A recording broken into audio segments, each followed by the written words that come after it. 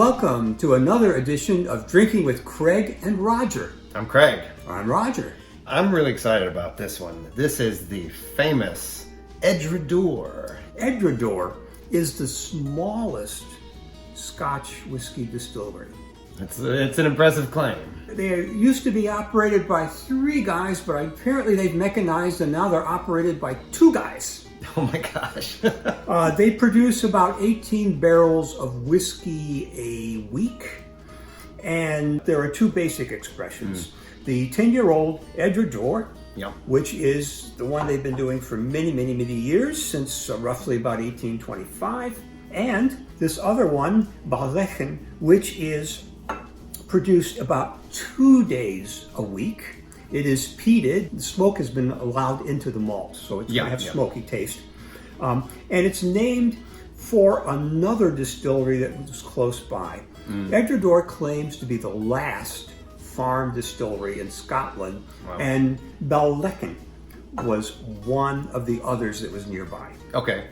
What we have here then are whiskeys that are produced from the same basic makeup, Yeah. and they are aged about the same. They use primarily used bourbon barrels, and they use some sherry barrels. Yeah, Oloroso sherry. It sounded to me like they kind of do more of a finishing in the Oloroso sherry. So again, comparing the 2 different expressions, one is with smoke and one without. Okay, so let's see what we have. Here's the original. All right, man, I haven't had this in a while. You gave me a bottle of Edradour a long time ago, and you told me that yourself and your old drinking buddy and Timothy Gantz and Scotch Explorer, you guys systematically, I guess after trying many different ones, determined that Edradour was the best Scotch whiskey. And you probably, what was that? Probably in like 1990 you determined this? Something like that. And you know, Edradour is a highland malt, but it is about midway between Speyside and the lowlands. So it's quite removed and very much inland. Yeah. It's way away from the ocean. Like that malty nose? Yeah, it's really good. This is 43%, so you know, won't go overpowering. No, it's got a little more oomph than the legal minimum. Yeah. Goodness. Oh, just a very clean nose.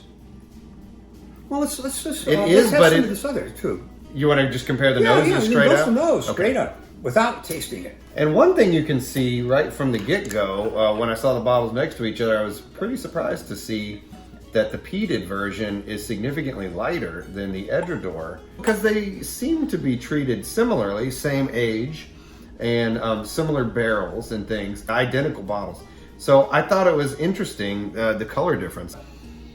You know, oh yes. I mean, the peat is there, but actually on the nose, it smells a lot. In no way is it overwhelming. It's not. It's nowhere near some of the strongly peated Islas and islands. It's basically the same smell. They are definitely similar. They are definitely similar. The peat, I feel like the peated version has a little bit thinner nose, with more, obviously the peat presence. The regular Edradour has a rounder, richer nose to me. I don't know. They both smell great. That's great. I'm really excited. All right, well let's try the Edradour. Let's get into the Edradour. Cheers. Thank you for bringing it. It's a good one. It's very similar to what I remember, which is it's one of the cleanest, like it's on the lighter, refined side of single malts. It's not very fruity. It's not very spicy. It's very malty though. I feel like it is a little closer to some of the lowlands in flavor profile. Very, I guess I would just say elegant. And for 86 proof, it really has a nice body. Yes, taste. It has a significant body, and it has a strong kind of a little bit more on the oily, viscous mouthfeel side. Yeah. I mean, there's a lot crammed into this bottle. That's good stuff. What do you view as the signature Oh, note look at the of legs. Edradour? All the way to the top, pretty much. Yeah, in fact, they're so thick I can barely see. Yeah, there we go. There we go. Yep. Yep, up they. Mm-hmm. Yep, to the top. That means it's very viscous. Yeah, it's there. It's definitely got some presence, especially for 43% alcohol. It's impressive. What do you think the signature note of Edradour is? What do you most associate with Edradour? There's a sweet, malty taste and a smell, but there's also sort of, I would describe it as sort of flowery upper part. There is something hard to put my finger on in there. I smell it and I taste it. It's unique, but I can't quite say what it is. I can't put it into words. Well, it has its unique thing. It's not spicy. It's anyway. So anyway, but that's an excellent. It's whiskey. fantastic. Yeah, it's fantastic. It's hard to imagine anything better. I don't think any more years is going to improve this dramatically. Do they make older expressions? I think they do. Yeah, they're very hard to find. I mean, with as much as they produce. It's you're lucky to get these. Yes. Now let's get into this peated version, the Ballechin, I think. Ballechin, maybe. Perhaps. I'd have to go watch a Ralphie video and see how. Where do you put the accent? Is on the second syllable from the end or the third? It's tough. Ballechin, I think probably. It's tough. And I don't know why, but this packaging and the label kind of reminds me of dill pickles. I couldn't tell you why. I don't know. I like the Edradour label better myself. Oh, that smells nice. I'm definitely picking up that iodine smell people talk about in this one. Yeah, if you didn't know better, you would say this was an Isla. Oh, I could definitely buy this as an Isla or an Island. Absolutely. But, it's kind of like it's smoky and you've got that iodine type note, but I don't have the ocean presence. Don't have the salty, sea, kelpy kind of notes that you'll get with a lot of those. It's interesting. Yeah, this is the way Scotch whiskey would have tasted in the 1800s if they didn't cover the malt when they dried it over a peat fire, because it would just go up and get into the malt. Yeah. So I really liked the Edradour, but I'm really liking this one right here, the Ballechin. That's very nice. This would be great for people who are a little peat shy, but curious, because it's there, but it's so much more restrained in its peatiness, and the whole thing is, again, wow, it's so elegant and so cohesive and well put together. It's, oh my gosh, it's so good.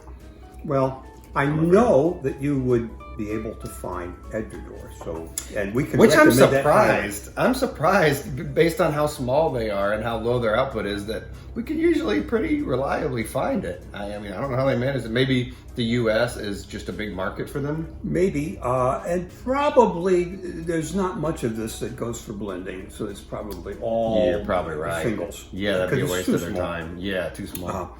And there's a lot of personal hand work that goes into each. This one, with the peated version, maybe you're going to have a lot of trouble finding it. But if you find it, How did you find it? Just in your store? Just happened to see it? I just saw it sitting there, and I said, "Oh, look, it's made by Edradour." Gotta try it. That's it. Also, one thing I always forget about, and probably a lot of people, if you're really looking for something, and it may be distributed in your area, even if you don't know, like, ask your local store. They could usually special order stuff, even though they don't carry it often because it might not sell. At least ask, and maybe you'll be able to find something, whatever you're looking for. Super, super good. Going back and forth. Let me revisit the standard. Oh man, getting that sherry influence when I switch back over to the Edradour, I think. Yeah.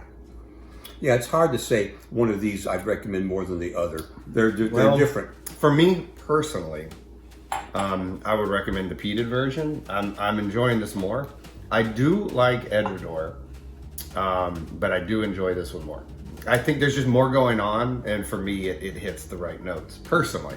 Yeah, well, with the peated version, though, I find that the malty, fruity part of it is subdued because of the peat. It is, but I don't mind that. It also, Edradour has more what I would call spice, not heat, not alcohol heat, but spice, and that is also more subdued on the peated version. Try here. Nope, it's definitely there. It's definitely there. I think the peated version comes off as a little sweeter, personally. Maybe. Just a little bit. It's hard to tell a difference. Just a little bit. They're both really good. Yeah. Going back and forth is tough because they are related for sure. Yeah. Price. Let's talk price. Do you remember how much you paid for both of these? Not really. I think it's somewhere around $70, something like that. Are they both about the same price? Yeah, I think so. I'll look up the MSRP and post it, and we'll see how right or wrong you were. But that's not bad. I mean, really, when you consider their small output, I'm impressed. I'm impressed at its availability and its relatively reasonable cost. And it's good stuff. What is it? Do you remember what it is about this that made you guys decide it was the best? I think it was just the roundness and smoothness, and also the body of it that did that in. And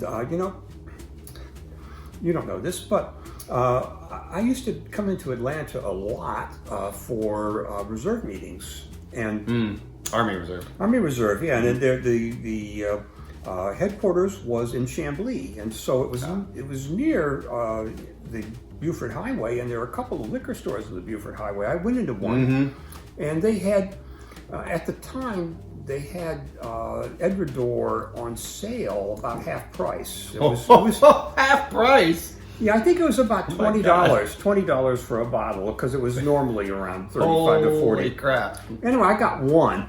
What? And then we went. Well, this is before I ever had it. Okay. And we sampled it, and it was so nice. I went back the next day. I drove in specially to buy them out, and I did. You bought them out. Yep. How many do you think that was? It was about 6. Okay. Pretty good. Yeah. But yeah, it was worth the drive. Absolutely. Yeah, that's about an hour. Hour and 15 minutes. Yeah. Something like that. Yeah. Nice. Yeah, these are great. Thanks for bringing them. Definitely very highly recommended. Very highly. And this is definitely, if you like Edradour, this is definitely worth seeking out. So definitely check it out. Yes. So don't stick to Speyside or Islas. The Highlands are great too. Yeah, no, this is right up there. I mean, you just never know what you're going to find in Scotland, to be honest. No matter what part you're looking at, I mean, they could throw a curveball. They've got that peak curveball they can throw in any of them. They've been doing that lately. 30 years ago, they weren't doing that. But, right. I don't think any of the products from any of the distilleries are something that you would want to avoid. No. I can't think of any. Anyway. But these are good and these are good. Unique. These I think are above average. Oh, absolutely. And they do have a unique character to them that's definitely worth seeking out. So if you haven't tried it, definitely give it a try. And if it's been a while, give it a revisit. Okay. So make sure to like and subscribe if you like what we're doing. And hang in there with us. You never know what we're going to do next. We never know what we're going to do next. If you have any questions or you have any suggestions, please give them to us. We don't check them every day, but we do check them, and we will get around to it. Yes. So thanks again. Cheers. Cheers.